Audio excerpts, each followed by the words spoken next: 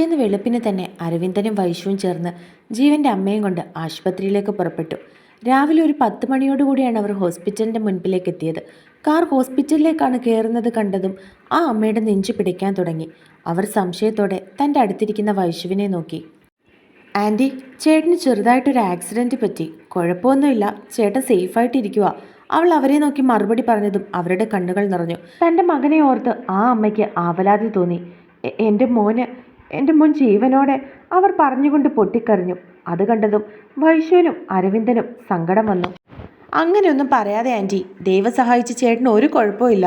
തലയ്ക്ക് ചെറിയൊരു പൊട്ടലുണ്ട്, കൈക്കും കാലിനും ഉണ്ട്. അല്ലാതെ വേറൊരു പ്രശ്നവും ജീവൻ ചേട്ടനില്ല. പിന്നെ അവിടെ വെച്ച് പറഞ്ഞു കഴിഞ്ഞാൽ ആൻറ്റി ഒരുപാട് ടെൻഷൻ അടിക്കുമെന്ന് അറിയാവുന്നത് കൊണ്ടാണ് ഒന്നും പറയാഞ്ഞത്. ആൻറ്റി ഇങ്ങനെ കരയാൻ മാത്രമൊന്നും ഇല്ല. വൈശു അവരെ സമാധാനിപ്പിച്ചുകൊണ്ടിരുന്നു. അരവിന്ദൻ കാർ ഹോസ്പിറ്റലിൻ്റെ ഫ്രണ്ടിലേക്ക് കൊണ്ടുചെന്ന് നിർത്തി. വൈശു, നീ അമ്മയും കൂട്ടി അകത്തേക്ക് പോയിക്കോ. ഞാൻ കാർ പാർക്ക് ചെയ്തിട്ട് വരാം. റൂം നമ്പർ 204 ആണ്. ഗ്രൗണ്ട് ഫ്ലോറിൽ ലിഫ്റ്റ് ഉണ്ട്, അതിൽ പോയാൽ മതി. അവൻ വൈശുവിനെ നോക്കി മറുപടി പറഞ്ഞതും അവൾ തലയാട്ടിക്കൊണ്ട് അവരെയും കൂട്ടി ഇറങ്ങി. മോളെ, എൻ്റെ മോൻ, അവർ അവളുടെ കയ്യിൽ പിടിച്ചുകൊണ്ട് ചോദിച്ചു. ഒന്നുമില്ല ആൻറ്റി, ജീവൻ ചേട്ടന് ഒരു കുഴപ്പമില്ല. ഇന്നലെ രാത്രിയും കൂടി അരവിന്ദേട്ടൻ വിളിച്ച് സംസാരിച്ചതാ. ചേട്ടന് എന്തെങ്കിലും പ്രശ്നമുണ്ടെങ്കിൽ റൂമിലാക്കില്ലല്ലോ. നന്ദു എൻ്റെ വിഷ്ണു ചേട്ടനും ഒക്കെ ഇവിടെയുണ്ട്. ആൻറ്റി വിഷമിക്കേണ്ട ഒരു കാര്യമില്ല. അവളും ജീവൻ ചേട്ടനും തമ്മിലുള്ള എല്ലാ പ്രശ്നവും സോൾവായി. ചെറിയൊരു ആക്സിഡൻറ്റും ഉണ്ട്, അങ്ങനെയൊക്കെ ഉണ്ടായി. ഇനി ആൻറ്റി വിളക്കെടുക്കേണ്ട താമസമേ ഉള്ളൂ. അവർ രണ്ടുപേരും പരസ്പരം വിവാഹം കഴിക്കാൻ തയ്യാറാണ്. അവൾ പറഞ്ഞതും അവർ ആണോ എന്നുള്ള രീതിയിൽ അവളുടെ മുഖത്തേക്ക് നോക്കി. അവൾ അതിന് ചിരിച്ചു കാണിച്ചു. അവളുടെ ചിരി കണ്ടതും അവർക്ക് കുറച്ച് ആശ്വാസം പോലെ തോന്നി. അവൾ അവരെയും കൊണ്ട് ലിഫ്റ്റിലേക്ക് കയറി. വിച്ചേട്ടാ, ഇതും കൂടി കഴിക്ക്. അവൾ രാവിലത്തെ ഭക്ഷണം ജീവന് വാരിക്കൊടുത്തുകൊണ്ടിരിക്കുകയാണ്. എനിക്ക് വേണ്ട മോളെ, വയറ് നിറഞ്ഞടി. അവൻ അവളെ നോക്കി ദയനീയമായി പറഞ്ഞു. അതൊന്നും പറഞ്ഞാൽ പറ്റില്ല, ഇത് കഴിച്ചേ പറ്റുള്ളൂ. അവൾ വീണ്ടും അവളുടെ കയ്യിൽ എടുത്തിരുന്ന ഭക്ഷണം അവന് നേരെ നീട്ടി. അവൻ ചിരിച്ചുകൊണ്ട് വീണ്ടും അവളുടെ കയ്യിൽ നിന്നും അത് വാങ്ങി കഴിച്ചു. അപ്പോഴാണ് വാതിൽ തുറന്ന് ആരോ അകത്തേക്ക് കയറി വന്നത്. വാതിൽ തുറക്കുന്ന സൗണ്ട് കേട്ടതും അവർ രണ്ടുപേരും അങ്ങോട്ടേക്ക് നോക്കി. വൈശുവിനൊപ്പം കയറി വരുന്ന അവൻ്റെ അമ്മയെ കണ്ടതും അവൻ കട്ടിലിൽ നിന്നും എഴുന്നേറ്റിരിക്കാൻ ശ്രമിച്ചു. നന്ദു അവനെ അതിന് സഹായിച്ചു. അമ്മേ, അവൻ അവരെ നോക്കി വിളിച്ചു. മോനെ ജീവ. അവർ നിറകണ്ണുകളോടെ തിരികെ വിളിച്ചുകൊണ്ട് അവൻ്റെ അടുത്തേക്ക് ചെന്നിരുന്നു. എനിക്കൊന്നുമില്ല അമ്മേ, കരയാതെ. ദേ, എനിക്കൊരു കുഴപ്പമില്ല, അവൻ അവരുടെ കയ്യിൽ പിടിച്ചുകൊണ്ട് പറഞ്ഞു. മോന് വേദനയുണ്ടോ? അവർ അവൻ്റെ കയ്യിലും നെറ്റിയിലുമൊക്കെ തലോടിക്കൊണ്ട് ചോദിച്ചു. ഇല്ലമ്മേ, വേദനയൊന്നുമില്ല. ഇന്നലെയൊക്കെ ചെറിയ വേദനയുണ്ടായിരുന്നു, ഇപ്പം അധികമൊന്നുമില്ല. അവൻ ചെറിയ പുഞ്ചിരിയോടെ അവരെ നോക്കി മറുപടി നൽകി. എന്താ അമ്മയോട് ഇതൊന്നും വിളിച്ചു പറയാഞ്ഞത്? അവർ അവൻ്റെ തലയിൽ തലോടിക്കൊണ്ട് ചോദിച്ചു. അമ്മയോട് പറഞ്ഞ അമ്മ അവിടെ ഒറ്റയ്ക്കിരുന്ന് ടെൻഷൻ അടിക്കേണ്ടി വരില്ലേ? ഇങ്ങോട്ട് ഒറ്റയ്ക്ക് വരാനൊന്നും അമ്മയ്ക്ക് അറിയില്ലല്ലോ, അതുകൊണ്ടാണ് ഇവർ വിളിച്ചു പറയാഞ്ഞത്. തന്നെയല്ല, വിഷ്ണു പറഞ്ഞപ്പോഴാണ് വൈശു അരവിന്ദനും കൂടി അമ്മയെ വിളിക്കാൻ അങ്ങോട്ട് വന്നിട്ടുണ്ടെന്ന് ഞാൻ അറിഞ്ഞത്. അവൻ അവരെ നോക്കി മറുപടി പറഞ്ഞു. നന്ദു ഒന്നും മിണ്ടാതെ അമ്മയും അവനെയും നോക്കിക്കൊണ്ട് നിൽക്കുകയായിരുന്നു. വൈശു അവിടെ അടുത്ത് തന്നെ നിൽപ്പുണ്ട്. മോളിങ് വാ. അവരെ തന്നെ നോക്കിക്കൊണ്ട് നിൽക്കുന്ന നന്ദുവിനെ നോക്കി അവർ വിളിച്ചതും അവൾ അവരുടെ അടുത്തേക്ക് നടന്നു. മോൾക്ക് അമ്മയോട് ദേഷ്യമാണോ? അവർ സംശയത്തോടെ അവളുടെ മുഖത്തേക്ക് നോക്കി ചോദിച്ചു. എന്തിനാ അമ്മയോട് എനിക്ക് ദേഷ്യം? ഞാനല്ലേ അമ്മയോട് മാപ്പ് പറയേണ്ടത്? ഞാനല്ലേ വിച്ചേട്ടനെ അമ്മയും വാക്കുകൾ കൊണ്ട് വേദനിപ്പിച്ചത്? അതുകൊണ്ട് ഞാനല്ലേ? അവളുടെ കണ്ണുകൾ നിറഞ്ഞു. ഏയ് മോള് കരയാതിരിക്കുക. അമ്മയ്ക്ക് മോളോട് ഒരു ദേഷ്യമില്ല. അറിഞ്ഞുകൊണ്ടല്ലെങ്കിലും ഞാനും ഇവനും ഒക്കെ അനുവിൻ്റെ മരണത്തിന് ഉത്തരവാദിയല്ലേ? അവർ അവളുടെ കയ്യിൽ പിടിച്ചുകൊണ്ട് ചോദിച്ചു. അല്ലമ്മ, അങ്ങനെയല്ല. എൻ്റെ ചേച്ചി ഇല്ലാതാക്കിയത് അയാൾ മാത്രമാണ്. പിന്നെ ഞാൻ വിച്ചേട്ടനെ പറഞ്ഞത് എൻ്റെ മനസ്സിൽ ഉള്ളത് പുറത്തു വരാതിരിക്കാൻ വേണ്ടിയാ അമ്മേ. വിച്ചേട്ടനെ ഞാൻ വിഷമിപ്പിച്ചത് എനിക്ക് അവൾ പൊട്ടിക്കരഞ്ഞു. അവർ ഉടനെ എഴുന്നേറ്റ് അവളെ ചേർത്ത് പിടിച്ചു. കരയാതെ കരയാതെ മോളെ, മതി. അവർ അവളെ തൻ്റെ മാറോട് ചേർത്ത് പിടിച്ചുകൊണ്ട് അവളുടെ തലയിൽ തലോടി കൊടുത്തു. അപ്പോഴാണ് വിഷ്ണു കയറി വരുന്നത്. കൂടെ അരവിന്ദനും ഉണ്ടായിരുന്നു. ആ അമ്മേ. വിഷ്ണു അവരെ നോക്കി വിളിച്ചതും അവർ അവനെ നോക്കി പുഞ്ചിരിച്ചു. മോനെ, ജീവന് എന്നാ ഡിസ്ചാർജ് ചെയ്യുന്നേ? അവർ വിഷ്ണുവിനെ നോക്കി ചോദിച്ചു. ഇന്ന് വൈകിട്ട് ചെയ്യും അമ്മേ. നമുക്ക് എൻ്റെ വീട്ടിലേക്ക് കൊണ്ടുപോകാൻ ജീവനെ. വിഷ്ണു അവരെ നോക്കി മറുപടി പറഞ്ഞു. അത് മോനെ, ജീവനെ ഞാൻ വീട്ടിലേക്ക് കൊണ്ടുപോയിക്കോളാം. അവർ അവനെ നോക്കി പറഞ്ഞു. അയ്യോ അമ്മേ, അവൻ അവളുടെ വിവാഹത്തിന് ആഗ്രഹിച്ചു വന്നതല്ലേ. 3 ദിവസം കൂടിയേ ഉള്ളൂ വിവാഹത്തിന്. ഇങ്ങനൊരു കാര്യം സംഭവിച്ചു എന്നുള്ളത് ശരിയാ. എന്നാലും ഇവിടെ വരെ വന്നിട്ട് വിവാഹത്തിൽ പങ്കെടുക്കാതെ പോകണ്ട. അമ്മയ്ക്കും എൻ്റെ വീട്ടിൽ നിൽക്കാലോ. വിവാഹം കഴിഞ്ഞിട്ട് നമുക്ക് പോകാം. വിഷ്ണു അവരെ നോക്കി മറുപടി പറഞ്ഞു. അതെ അമ്മേ, ഇവിടെ നിൽക്ക്. വൈകിട്ട് എൻ്റെ അമ്മയും വരുന്നുണ്ട്. വിവാഹം കഴിഞ്ഞിട്ട് നമുക്ക് എല്ലാവർക്കും കൂടി ഒന്നിച്ച് നാട്ടിലേക്ക് പോകാം. അവളും അവരെ നോക്കി പറഞ്ഞു. അതെ, തന്നെയല്ല, ഇവരുടെ കാര്യത്തിന് നമ്മുടെ വീട്ടിൽ വെച്ചൊരു തീരുമാനം എടുക്കാം. പെട്ടെന്ന് രണ്ടിനെയും കൂടി കെട്ടിക്കണം, അല്ലെങ്കിൽ ഇനിയും ഓരോന്നും പറഞ്ഞ് രണ്ടും കൂടി അകലാൻ നോക്കും. അരവിന്ദനും പറഞ്ഞു. ഇനി ഇവൾക്ക് എന്നിൽ നിന്നും അകന്നു പോകാൻ കഴിയില്ല, അല്ലേ നന്ദു? അവൻ നന്ദുവിനെ നോക്കി പറഞ്ഞതും അവൾ പുഞ്ചിരിച്ചു. എന്താ മോളെ, എന്താ ഒന്നും മിണ്ടാതെ നിൽക്കുന്നത്? എന്തെങ്കിലും വിഷമമുണ്ടോ? അവരൊക്കെ സംസാരിച്ചിട്ടും ഒന്നും മിണ്ടാതെ നിൽക്കുന്ന വൈശുവിനെ നോക്കി വിഷ്ണു സംശയത്തോടെ ചോദിച്ചു. ഒന്നുമില്ലേട്ടാ, വൈശു അവനെ നോക്കി മറുപടി പറഞ്ഞു.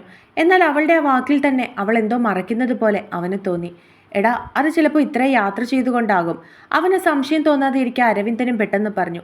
എന്നാൽ അപ്പോഴും തൻ്റെ പെങ്ങളുടെ മനസ്സിൽ എന്തോ വിഷമമുണ്ടെന്ന് അവളുടെ ഏട്ടനായവന് തോന്നി. ജീവയും ജീവയുടെ അമ്മയും വൈശുവും നന്ദുവും സംസാരിച്ചുകൊണ്ടിരിക്കുകയായിരുന്നു.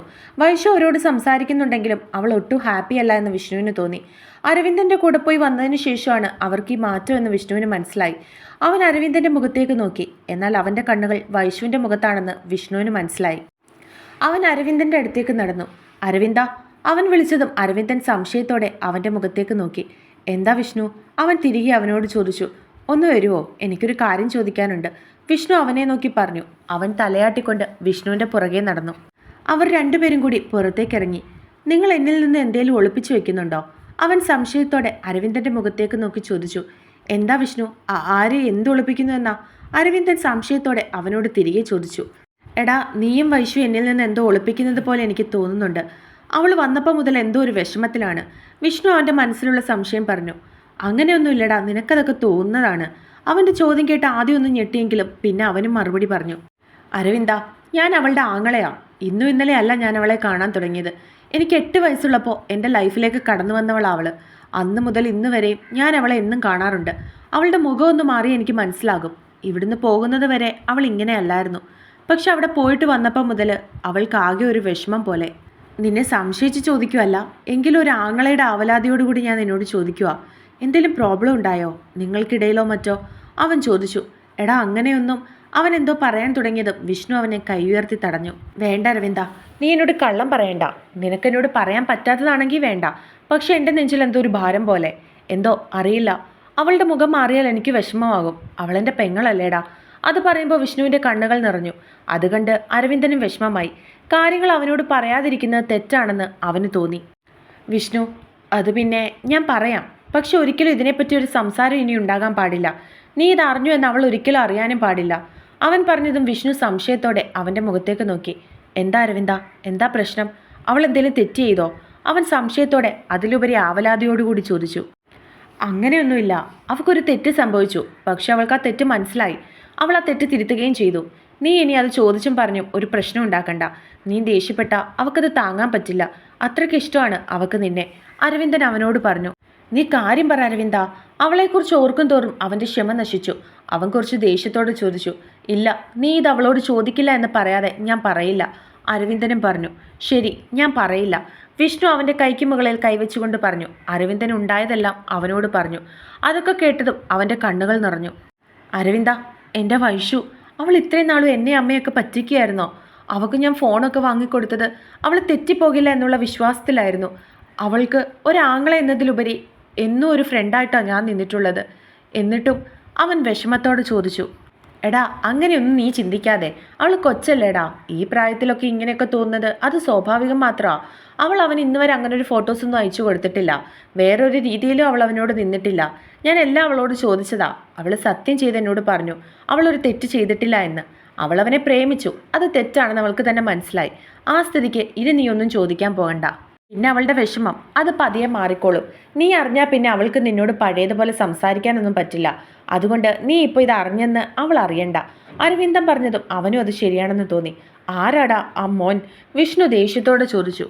അറിയില്ല, നീ ഇനി അതങ്ങ് വിട്ടേക്ക്, അരവിന്ദൻ അവനെ നോക്കി പറഞ്ഞു. എനിക്കവനെ ഒന്ന് കാണണം. എൻ്റെ പെങ്ങളോട് അവളുടെ ശരീരത്തിൻ്റെ ഫോട്ടോ ചോദിക്കുകയും ചെയ്ത അവനെ ഞാൻ കാണണ്ടേടാ, വിഷ്ണു ദേഷ്യത്തോടെ ചോദിച്ചു. വേണ്ട, അവനായിട്ട് പോയതാണ്. ഇനി നമ്മളൊരു പ്രശ്നം ഉണ്ടാക്കി അവനിൽ അതൊരു വാശി കയറ്റണ്ട, നീ വിട്ടേക്ക്, അവൻ പറഞ്ഞതും വിഷ്ണുവിനും അത് ശരിയാണെന്ന് തോന്നി. വിഷ്ണു, അരവിന്ദൻ വിളിച്ചതും വിഷ്ണു എന്താണെന്നുള്ള അർത്ഥത്തിൽ അവൻ്റെ മുഖത്തേക്ക് നോക്കി. ഞാൻ ചോദിക്കുന്നത് തെറ്റാണോ എന്നറിയില്ല, എങ്കിലും ഞാൻ ചോദിക്കുക.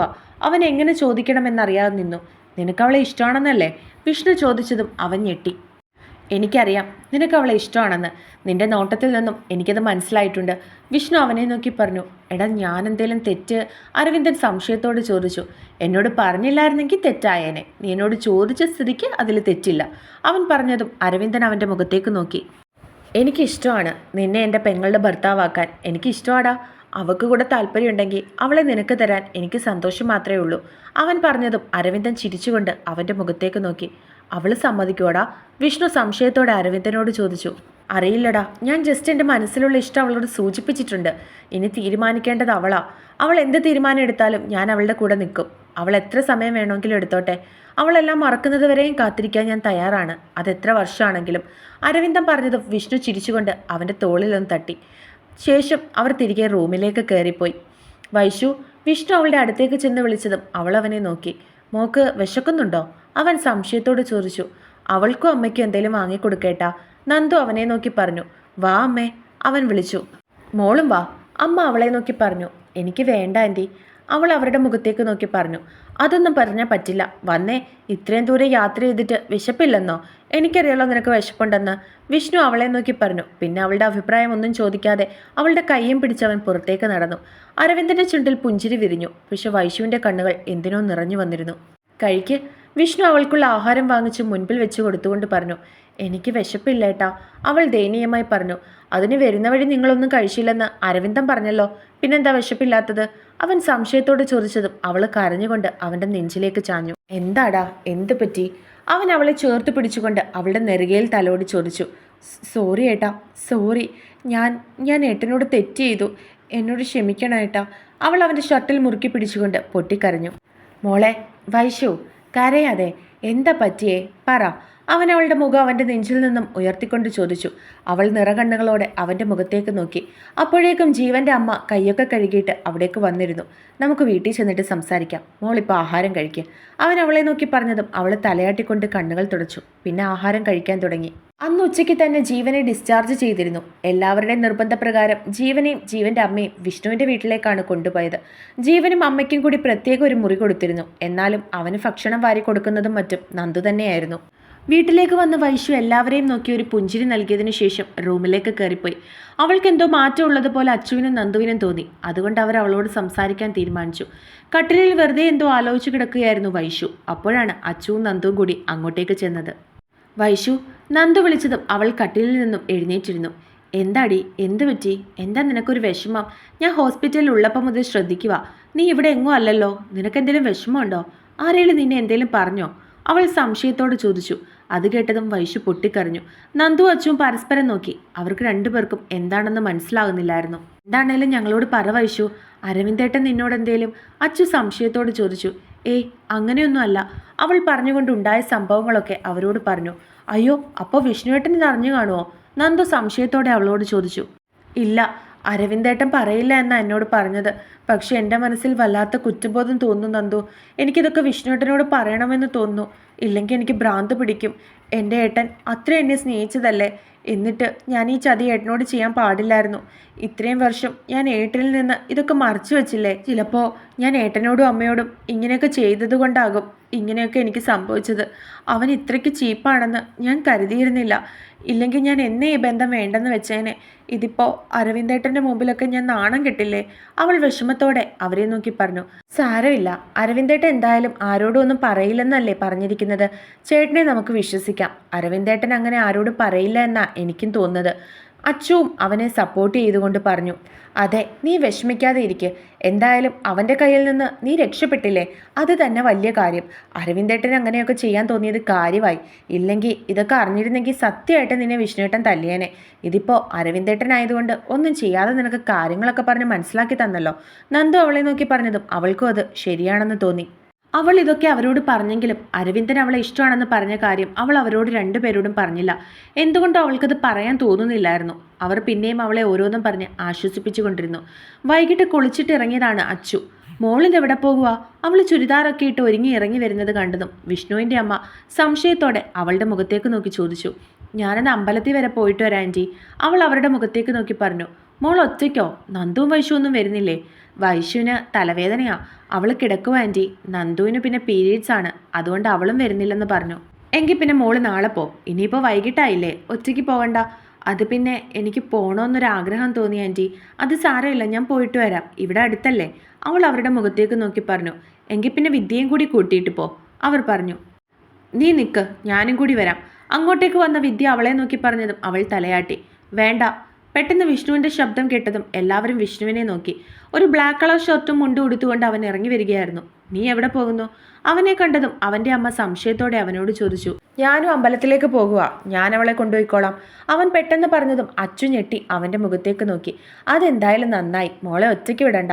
നീ അമ്പലത്തിലേക്ക് പോവുകയാണെങ്കിൽ അവളെ കൂടി കൊണ്ടുപോ. അവൻ്റെ അമ്മ അവനെ നോക്കി പറഞ്ഞതും അവനൊന്നും മിണ്ടാതെ അച്ചുവിൻ്റെ മുഖത്തേക്ക് നോക്കി. അവൻ്റെ മുഖത്ത് ദേഷ്യമായിരുന്നു. അത് കണ്ടതും അവൾക്ക് സംശയമായി. എന്നോടിങ്ങനെ ദേഷ്യപ്പെടാൻ മാത്രം ഞാനൊന്നും ചെയ്തില്ലല്ലോ. ഇനി ഞാൻ ഇന്നലെ അങ്ങനെയൊക്കെ പറഞ്ഞത് വിഷ്ണുവേട്ടന് ദേഷ്യമായി കാണുമോ? അവൾ സംശയത്തോടെ ചിന്തിച്ചു. നീ വരുന്നില്ലേ? അവൻ്റെ ഗൗരവത്തോടെയുള്ള ചോദ്യം കേട്ടതും അവൾ ഞെട്ടി അവൻ്റെ മുഖത്തേക്ക് നോക്കി. വാ. അവൻ ഗൗരവം കൈവിടാതെ തന്നെ പറഞ്ഞതും അവൾ തലയാട്ടിക്കൊണ്ട് അവൻ്റെ ഒപ്പം ഇറങ്ങി.